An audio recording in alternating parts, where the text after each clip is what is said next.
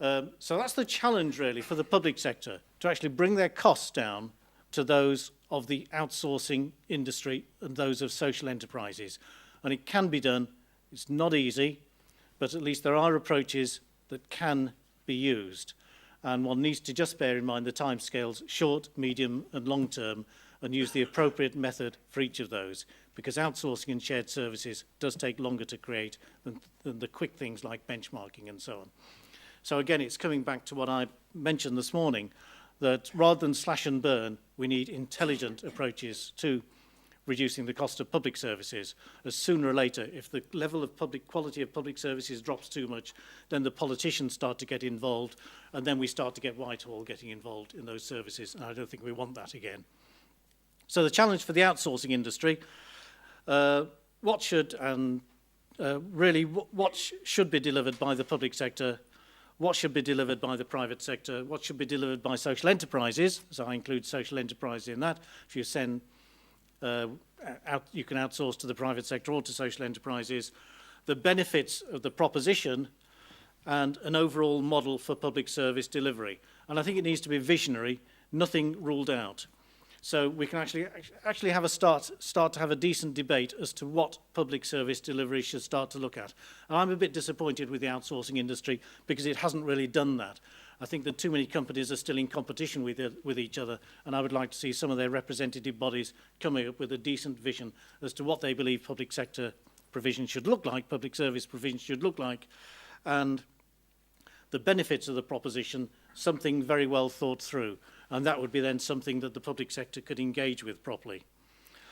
And what could be covered? Well, my challenge to the outsourcing industry certainly would be to, and social enterprise groups would be, the sky's the limit. Just think big and then start to develop a vision from that. To say something with which then the public sector could engage with. And I think we'd then get a very much more coherent approach to outsourcing and using social enterprises, a very much more consistent approach, and one that people could understand and would deliver better value overall.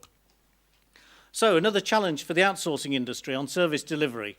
We know that the outsourcing industry doesn't always live up to its rhetoric, don't we? Anyone prepared to agree with me?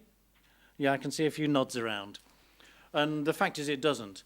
And sometimes that they will go for contracts on the basis of optimism. They know it's not going to work very well, but they'll get the contract and keep things going somehow. And there's often an absence of due diligence on both sides, and I've seen examples where the outsourcing industry doesn't do proper due diligence and the public sector doesn't do proper due diligence, and then people wonder why it goes wrong, and then you just have to try and keep the contract going.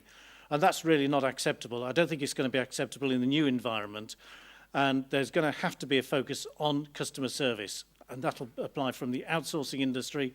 Obviously, it has to apply for the public sector, but it has to also apply for social enterprises. And I think that the public sector maybe has a responsibility to educate the outsourcing industry, but the outsourcing industry has a responsibility to really engage with or understand the public sector ethos, the need to deliver public services effectively, services that the public service want, the general public want, and in the way they want it. And I haven't seen all of that from the outsourcing industry. And at the end of the day, if the outsourcing industry doesn't do that more consistently, then they could kill the goose that lays the golden egg.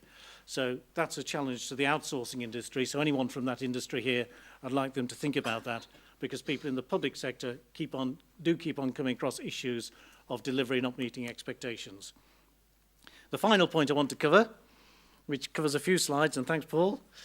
You're enjoying this, aren't you? Just sort of keep. We've also agreed that when time's up, he just pushes me off with his walking stick. I wrote a report earlier this year that was published by the Institute of Directors, and it was called Towards Tesco. And it was about public sector procurement, a model for public sector procurement. But also it introduced some new ideas on outsourcing as well, as to how we could approach those, outsourcing and shared services, simplify the cost, simplify the whole process and simplify the cost. And I briefly want to refer to that. And what surprises me is that the paper still seems to be being discussed in Whitehall, so it hasn't just died. but apparently is being discussed at a meeting in the Cabinet Office just a couple of weeks ago, which is quite good that the ideas are coming forward. And I think there's certainly some elements of this model now that you can see in the emerging model for central government procurement. But how can outsourcing and shared services business be boosted and greater opportunity created for social enterprises? First of all, we all know there are lots of obstacles. There's high costs, long timescales, there's complex procedures, there's varied procedures between different parts of the public sector and within different parts of the public sector. And that creates huge cost and huge difficulty for the outsourcing sector and for social enterprises, and varied specifications. I'll illustrate this just very simply by saying in Greater Manchester there's still well over 100 specifications for tarmac, because the councils can't agree on specifications. I think there should be, I think it's 5 that you need for tarmac, isn't it, that will cover everything. But I dare say some of those specifications go back well over 100 years. You think I'm joking? Inherited from one person to the next. So we should create a model approach and create a matrix of service and service providers. And the model approach would be, I would suggest, to create a range of model specifications for shared services that could be used for shared services and outsourcings. Create a matrix of service providers and services. And under the EU Procurement Directive, there is now a new method for doing this, a much simpler method. And provide those services through building on existing service centres, which we've got, or creating new ones. You don't want to, ideally not creating new ones, but building on what we've got.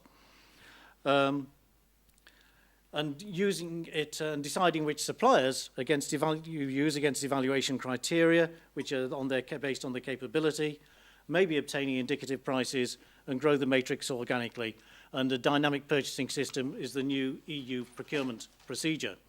And what you can do is you can create a list of services with model specifications, and you go out to tender. And you've got, I think it is 16 days to consider each response. And you consider each response on the basis of capability. And if a supplier is capable of delivering service to the required standard, and you're satisfied that that supplier as well will remain in business for a reasonable length of time, they go on the agreement, they go on the matrix. And what you can do at any time during the life of that agreement is add new suppliers who meet the criteria. So you can start to bring in new and innovative suppliers. And this has barely been used by the public sector in this country, yet it's been in place now for about 3 years. Presents some real new opportunities. And we can do that for shared services, outsourcings, social enterprises. And anyone from a social enterprise, you imagine the benefits and the simplicity that that can bring.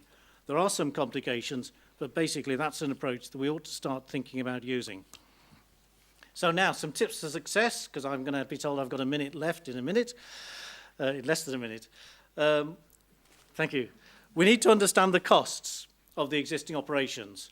When I've created shared services organisations, one of the major problems is actually understanding the costs of the existing operations, because they're often spread out all over the place.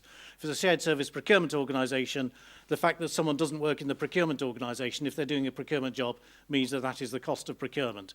So understanding the costs of current operations is a major obstacle. Be clear about the deliverables. Be realistic, because I think sometimes there's a lack of realism. The private sector can do anything, can't it? Be prepared to migrate. Start off with benchmarking and maybe move to a joint organisation, because you need quick results now.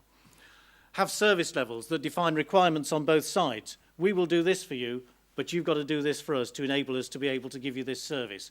Very important to have the service level on the other side, what the customer is required to do. And don't try and work with those who are committed and not capable, because they'll just drain your energy and you won't achieve anything. And that's been a hard experience. Proper due diligence and implement quickly. And I would suggest that what we heard this morning about the gateway and starting gate is one way of doing due diligence. And Paul, you didn't push me off, but I overran, I think, by about 2 seconds. Only that. Yeah, so that's pretty good. Thank you very much, everyone.